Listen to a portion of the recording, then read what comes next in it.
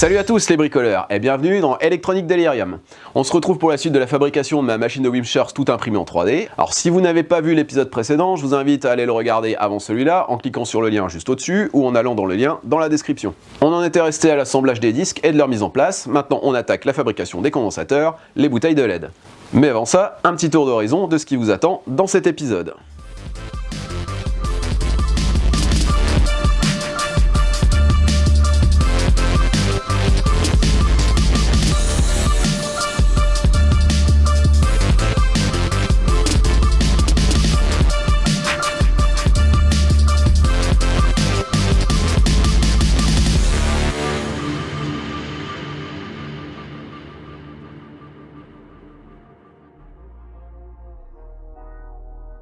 J'avais parlé dans une précédente vidéo de la triboélectrification qui fonctionne par le frottement de deux matériaux de nature différente. Ici, sur cette machine, le principe physique en jeu s'appelle l'influence électrostatique. Un conducteur métallique est électriquement neutre, c'est-à-dire qu'il possède autant de charges électriques négatives que positives. Si on approche un objet chargé électriquement, il va attirer les charges de signe contraire, comme les opposés s'attirent, et repousser les charges de même signe. Les charges électriques ont tendance à se mettre à la surface des conducteurs électriques. Si on retire ces charges à l'aide d'un balai d'un côté, l'objet se retrouve chargé électriquement. Sur la machine de Wimshurst, on va récupérer ces charges électriques grâce à des peignes, qui sont composées de pointes métalliques, et les emmagasiner dans des condensateurs qu'on appelle des bouteilles de LED. Sur cette animation, vous pouvez voir comment ce principe est mis à profit sur la machine de Wimshurst. Grâce aux deux disques en contre-rotation, les charges électriques négatives sont collectées d'un côté et les charges positives de l'autre.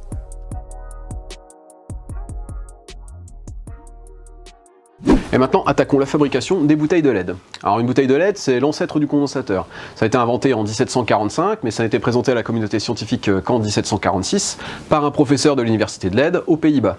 Alors elle est composée de deux armatures conductrices isolées par une bouteille en verre. Alors initialement, l'électrode interne était composée d'un clou plongé dans une solution saline. Pour ma version, je remplace la bouteille par un tube à essai et la solution saline par du papier aluminium réduit en copeaux. Dans une précédente vidéo, j'avais fabriqué un condensateur haute tension basé sur le même principe, sauf que celui-ci était à plat au lieu d'être cylindrique comme les bouteilles de LED. Pour faire la bouteille en verre, j'ai acheté sur internet deux tubes à essai d'un diamètre 30 mm pour une longueur de 200 mm. Maintenant je fais l'armature extérieure. Elle est faite de 3 bandes d'adhésif en papier aluminium. Il faut 3 bandes de 50 mm de largeur pour une hauteur totale de 150 mm. Il faut les poser délicatement tout en les faisant se superposer pour qu'il y ait un bon contact électrique. Après avoir imprimé les pièces du haut du condensateur, il faut passer à l'assemblage des peignes.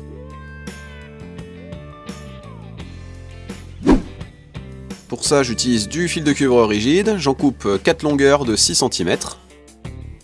Je mets un point de soudure tous les centimètres. Et j'y raccorde un autre morceau de fil de cuivre. Je fais un marquage à 16 mm, puis je viens le couper en biais à l'aide d'une pince coupante. Chaque peigne est composé de 6 dents. Il y en a 4 à faire en tout. Il faut venir souder ensuite un bout de fil de cuivre souple. Comme d'habitude, on dénude, on torsade et on brase.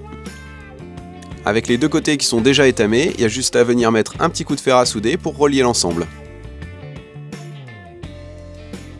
Maintenant, avec de la superglue, on va venir coller tout ça en place. Alors, idéalement, il faut que les peignes soient bien en face des secteurs métalliques qui seront sur les disques en phase 2. Il ne faut pas hésiter à mettre une bonne dose de superglue pour que le tout tienne bien en place. Alors très important, il faut laisser sécher la colle au moins une bonne heure pour que la prise soit complète. Ensuite, on coupe les fils à ras, on les dénude, on les étame, et on les colle. Ensuite, il faut couper deux fils de 25 cm de long qui vont être reliés à l'armature interne du condensateur. On met une vis de retenue en ayant pris soin au préalable de bien la chauffer. On glisse le fil dans la plasturgie, et on le fait tenir avec une goutte de colle.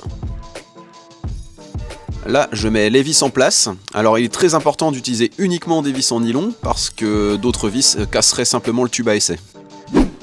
Maintenant, pour faire les copeaux d'aluminium, soit vous faites ça à la main avec une paire de ciseaux, soit vous utilisez une méthode plus rapide si vous avez accès à un destructeur de documents.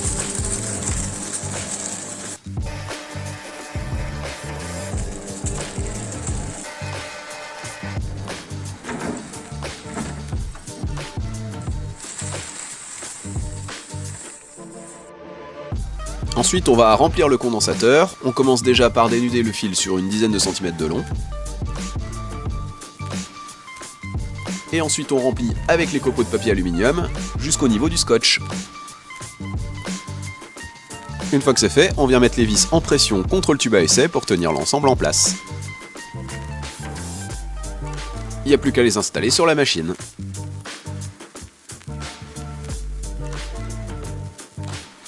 Pour finir cette étape, il va falloir raccorder les deux armatures externes des deux condensateurs.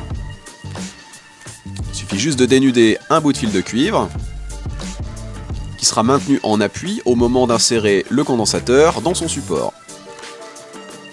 À ce moment-là, il faut faire preuve de délicatesse et ne surtout pas forcer sur le tube à essai qui pourrait casser. Même chose de l'autre côté. Il faut installer les supports de fil en venant les coller à la superglue directement sur le plateau.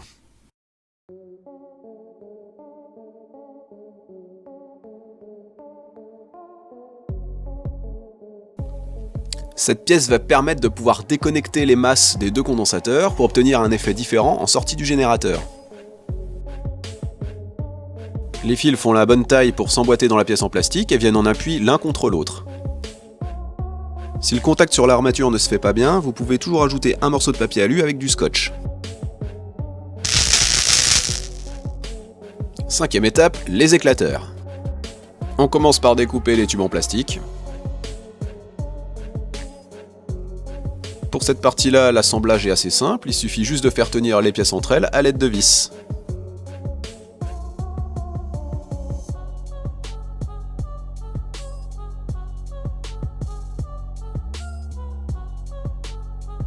Toujours à la superglue, je viens faire tenir les axes en métal dans les pièces en plastique.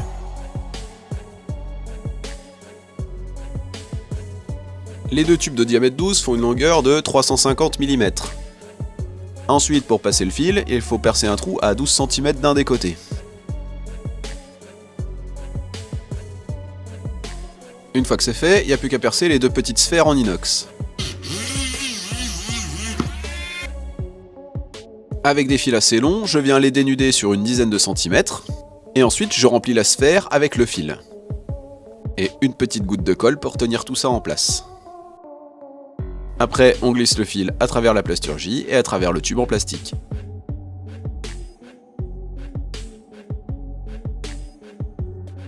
On glisse l'axe et la poignée, et c'est terminé. A noter, si vous ne pouvez pas percer la sphère en inox, vous pouvez la relier directement avec un fil et un bout de scotch. Pour mettre le porte-éclateur en place, il suffit juste de glisser le fil dans la plasturgie, d'insérer l'axe directement et de le faire tenir à l'aide d'une vis. Cette machine est presque terminée, il ne reste plus qu'à raccorder le fil de l'éclateur sur le condensateur. Sixième étape, la mise en place du moteur. Il faut savoir que cette étape est complètement facultative, c'est-à-dire que la machine est opérationnelle simplement à l'aide de la manivelle. L'ajout d'un moteur permet simplement d'avoir les mains libres pour pouvoir pratiquer des expériences avec le générateur. Pour que le moteur tourne dans le bon sens, si vous avez pris le même modèle que moi, vous pouvez repérer la borne positive avec le petit rond rouge juste à côté de la languette. Je perce un trou dans le plateau pour pouvoir y passer les fils. Après avoir mis la courroie, il suffit juste d'insérer le moteur et de venir le faire tenir à l'aide d'une vis à bois. Pour le connecteur, je viens le coller à la cyano sous le plateau.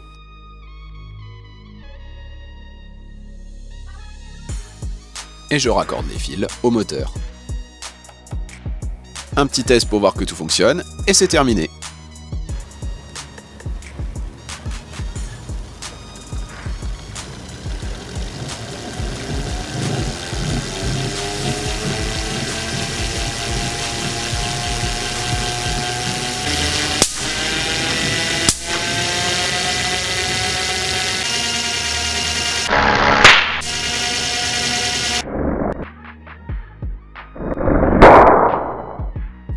La petite touche finale, j'ai imprimé le logo de la chaîne en 3D et je vais venir le coller à la superglue sur le plateau.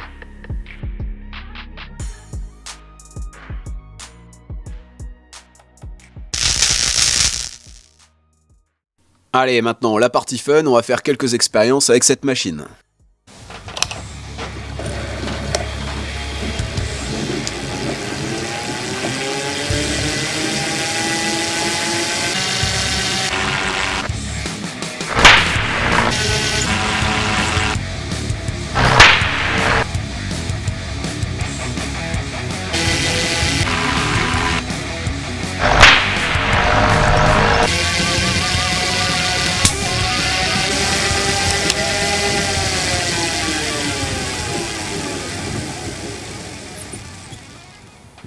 La rigidité diélectrique de l'air représente la valeur maximale du champ électrique que l'air peut supporter avant le déclenchement d'un arc. Cette valeur est de 36 000 volts par centimètre pour de l'air pur.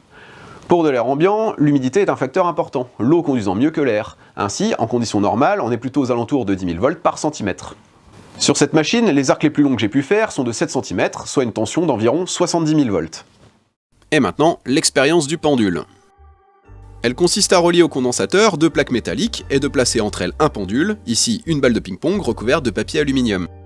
Le pendule va alors successivement être attiré par une plaque de polarité inverse, puis au contact de celle-ci, se charger de charges électriques de même signe. Les charges de même nature se repoussent, ce qui envoie le pendule chargé sur l'autre plaque, et ainsi de suite.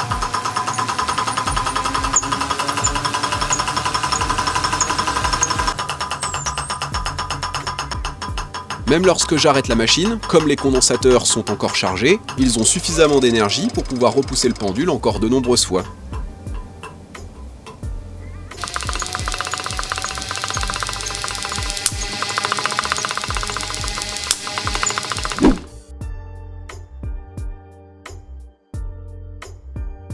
Pour la prochaine expérience, je relie un gant de maille à un des condensateurs du générateur. Aucun risque pendant cette expérience car tout le courant passe dans le gant.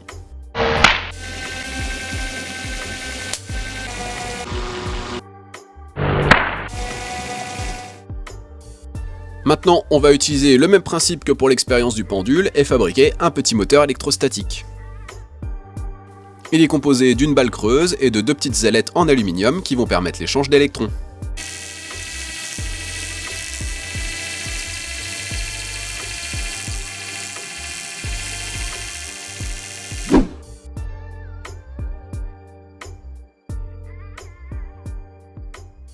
D'un point de vue sécurité, cette machine est comme n'importe quel appareil électrique, il ne faut pas toucher les parties sous tension lorsqu'il est en fonctionnement. Sa puissance n'est pas suffisante pour vous électrocuter, en revanche, un contact accidentel avec les électrodes se traduira par une douleur franchement désagréable. Je ne vous conseille pas d'essayer. Dans un but purement pédagogique, je vais quand même vous montrer l'effet que ça a sur le corps humain. Pour ça, j'aurai besoin d'un volontaire. Je n'ai pas très envie. Bon, il va falloir que je m'y colle. L'intensité de la douleur que vous allez ressentir va dépendre de l'endroit de votre corps où vous faites ressortir le courant électrique. Si c'est au bout de votre doigt, ça va être extrêmement douloureux parce qu'il y a beaucoup de terminaisons nerveuses. Si c'est par votre coude, par exemple, là, vous allez beaucoup moins le ressentir. Dans tous les cas, cette expérience reste dangereuse pour les gens qui sont cardiaques, donc je recommande évidemment à toutes les personnes concernées de ne pas faire cette expérience. Donc je viens mettre mon doigt en contact avec l'éclateur. Et alors là, je vais faire le plus douloureux, c'est faire sortir l'arc directement du bout de mon doigt. Je vais forcément avoir un mouvement réflexe. Aouh! Voilà.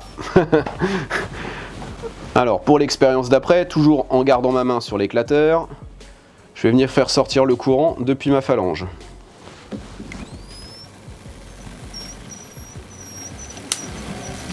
Voilà, donc là, c'est clairement plus supportable. Ça reste quand même assez désagréable, hein.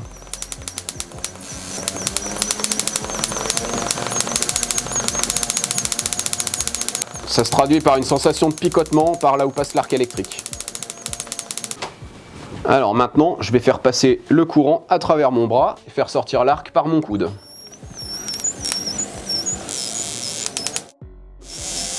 D'un point de vue douleur, je ressens quasiment rien.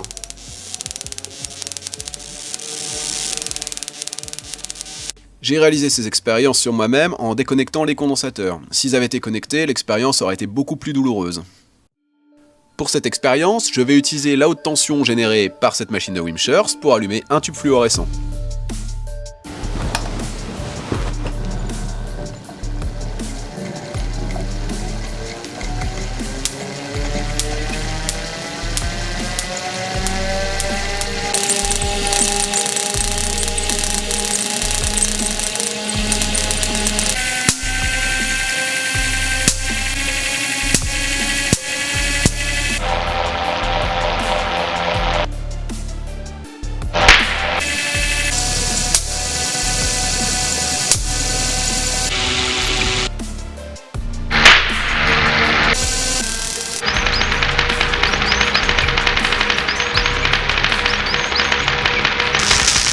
Et voilà, l'épisode touche à sa fin.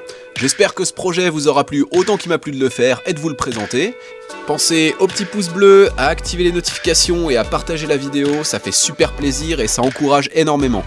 Le prochain projet de la chaîne est déjà sur les rails, alors on se retrouve très bientôt sur Electronic Delirium pour repousser toujours plus loin les limites du DIY.